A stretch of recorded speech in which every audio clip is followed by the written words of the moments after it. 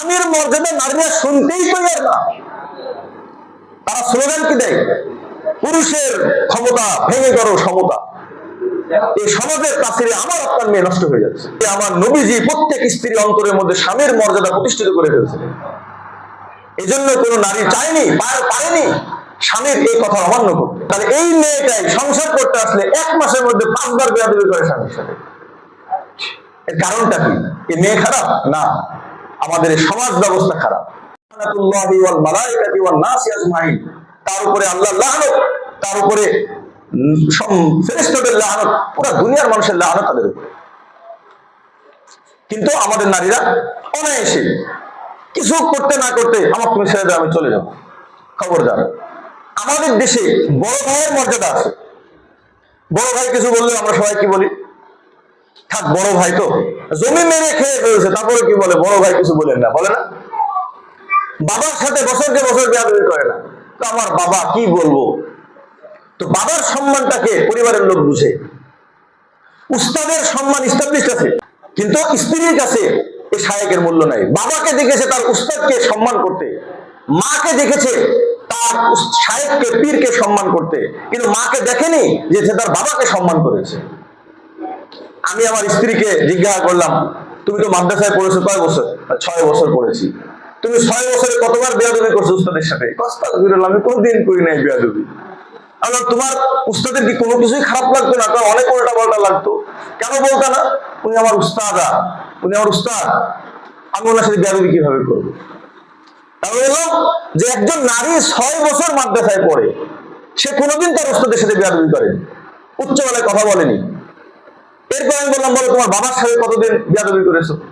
কয়, আমার বাবার দিকে তো আমি এইভাবে তাকাতেই পারি না, ভয়ে এবং সম্মানে। আর 16 বছর 18 বছর বয়স হচ্ছে, আমার বাবা একদিনও বাবার সাথে আমি বেয়াদবি করি নাই।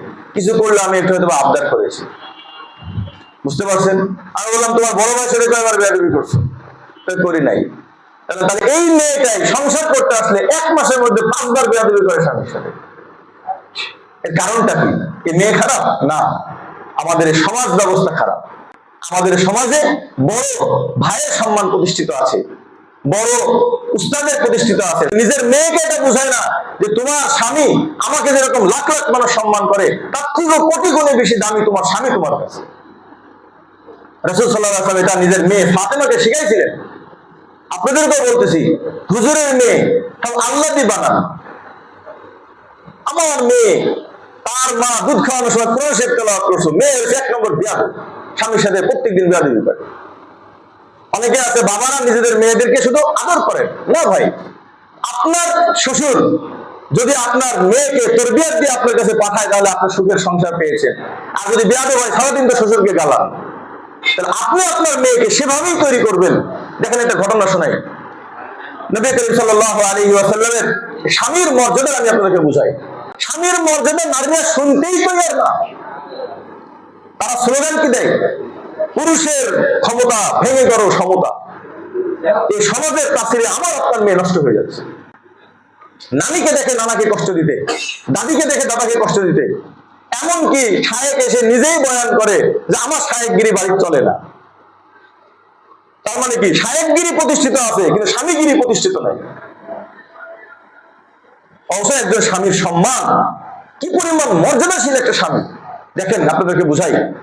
নবী করিম সাল্লাল্লাহু আলাইহি ওয়াসাল্লামের জামানায় এক নারীর বাবা অসুস্থ, স্বামী বাড়ি থেকে বের হয়ে যাওয়ার সময় বলে গেছে, ওই সময় তো মোবাইলের যুগ ছিল না, যে আমি তো বাইরে চলে গেলাম, আমি বাড়িতে আসার আগ পর্যন্ত তুমি খবরদার কোথাও যাবা না। চলে গিয়েছে শাম দেশে সফরে, প্রায় 3 থেকে 4 মাসের রাস্তা। বাবা অসুস্থ হয়ে গেছে, ভাই আসছে, এসে বলতেছে যে বোন আপনি চলেন, বাবা অসুস্থ।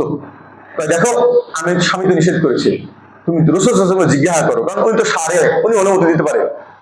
রাসূল সাল্লাল্লাহু আলাইহি ওয়াসাল্লাম না, তার স্বামী যেহেতু তাকে কি করেছে, নিষেধ করেছে, আমি কখনোই কি করতে পারবো না, তাকে অনুমতি দিতে পারবো না। পরে সে বলছে, রাসূল যেহেতু অনুমতি দেয়নি, আমি অতএব কি করতে পারবো না, তোমার সাথে আমি যেতে পারবো না।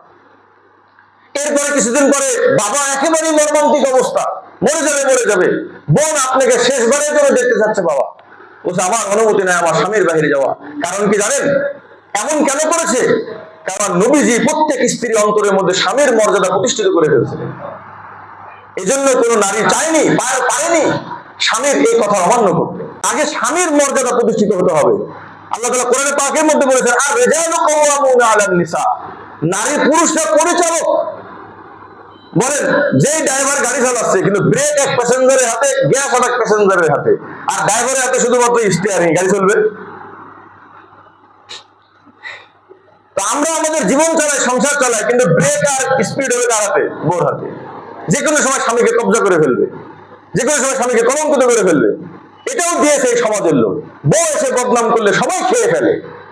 এদের এখনো হুঁশ হলো না যে নারীবাদী, এই নারীত্ববাদ আমাদের দেশকে, সমাজকে শেষ করে ফেললো। পুরুষদের শত্রু বানাইতে যাচ্ছে নারীদেরকে। কারণ জানে, পুরুষদের যদি নারীরা শত্রু হয়ে যায়, পুরুষরা যদি নারীদের সাথে বিভেদ চলে আসে, তো পশ্চিমাদের মতন ব্যবহার করবে রাস্তায় রাস্তায়, কেউ ঘরে তুলে নিয়ে আসবে না স্ত্রী হিসাবে। তারা এটা বানাতে চাচ্ছে আমাদের নারীদেরকে। তো এরপরে রাসূল সাল্লাল্লাহু আলাইহি ওয়াসাল্লাম যখন বাবা মারা গিয়েছে, ভাই এসে বলতেছে যে বাবা মারা গিয়েছে, এবার আপনি জানাজার শেষবার দেখে আসেন। কয় না, আমার স্বামী আমাকে নিষেধ করে গিয়েছে, তুমি আবার রাসূলের কাছে যাও। রাসূল সাল্লাল্লাহু আলাইহি ওয়াসাল্লাম বলতেছেন যে আমার ক্ষমতা নাই তার স্বামীর আদেশের উপরে আমি কোনো আদেশ করব, বাস তোমার বাবাকে তুমি দিয়ে ফেলো। আল্লাহ রাসূল নিজে তো রেসপেক্ট করছেন। আমি আপনার হলে কি বলতাম, চল, জামাইকে না বললে কি, শ্বশুর এসে মেয়েকে নিয়ে চলে যায়। আমার মেয়ে আমি নিয়ে চলে আসছি, আমিও শ্বশুর হতে যাচ্ছি, আমি এখন তার মেয়ের বাবা, আপনিও তো একদিন করে শ্বশুর হবেন। বিবাহ দেওয়ার পরে পৃথিবীর কারো ক্ষমতা নাই স্বামীর উপরে। মেয়ের মা, মেয়ের বাপ এসে বলে আমার মেয়েকে আমি নিয়ে চলে, কার ক্ষমতা আপনি নিয়ে যাচ্ছেন? এই ক্ষমতায়নগুলো তাদের সহ্য হয় না। তারা 300-400 বছর ধরে মেহনত করতেছে পুরুষের এই স্বামীর এই ক্ষমতায়নকে নষ্ট করতে। আমাদের দেশে পুরুষ নারীর কাছে পরিচালিত হয়, পরিবারও নারীর কাছে পরিচালিত হয়, রাষ্ট্রও নারীর কাছে পরিচালিত হয়। বিধর্মীরা বুঝে গেল নারীদের হাতে ক্ষমতা দেওয়া যাবে না, আর মুসলিমরা বুঝে না যে নারীর হাতে ক্ষমতা দেওয়া যাবে না।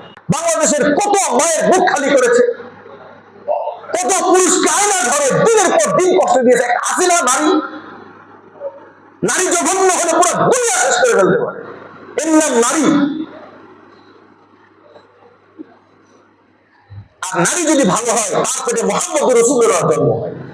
নারী যদি ভালো হয় তার পেটে আব্দুল কাদের জিলানীর জন্ম হয়। নারী যদি ভালো হয় তাহলে তার পেটে উসামা বিন লাদেনের জন্ম হয়, তার পেটে আবু উবাইদার জন্ম হয়, তার পেটে যুগের সিদ্দিকারা জন্ম। এজন্য আমরা নারীর বিপক্ষে না। এই সমাজ, এই তাগুতি সমাজ আমার আপনার মেয়েকে, আমার আপনার পুত পবিত্র স্ত্রীকে তারা ধ্বংস করে ফেলতেছে। মুহতারাম হাজিরিন, এই জন্য মাদেরকে বলতেছি, আপনারা আগে স্বামীর মর্যাদা বুঝেন। এটা আমি বলতেছি না, আমার রাসূল বলেছেন যে আল্লাহর পরে যদি কাউকে সেজদা দেওয়ার অনুমতি থাকতো, আমি সমস্ত নারীদেরকে বলতাম তারা যেন তাদের স্বামীকে সেজদা দেয়। আপনি বুঝেন কোন সম্মানের জায়গায় উঠাইছে? আপনি বুঝেন স্বামীর মর্যাদা কি?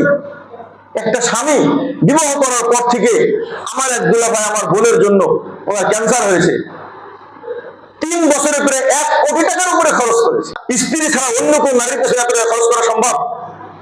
কেউ কোনো প্রতিটা গার্লফ্রেন্ডের পিছনে 1 কোটি টাকা খরচ করবে? যদি শুনে গার্লফ্রেন্ডের ব্রেস্ট ক্যান্সার, বা তারপরে দিন থেকে লম্বা সব ব্লক, একমাত্র লাখ লাখ টাকা খরচ করে স্বামী, বাবাও পারে না। আমার 2 বোনকে বিবাহ দিয়েছি, আমার বড় বোনের সন্তান 2 কানে সমস্যা হয়েছে, আমার দুলাভাইয়ের প্রায় 20 লাখ টাকা খরচ হয়ে গেছে 2 সন্তানের পিছনে। আমরা মনে হয় পারিবারিক ভাবে তাকে 1 লাখ টাকাও দিতে পারি নাই, কিন্তু ভাগ্য তো আমারও। এর নাম হলো স্বামী। আল্লাহ রাসূল স্বামীদের মর্যাদাকে প্রতিষ্ঠিত করেছিলেন এই সমাজে।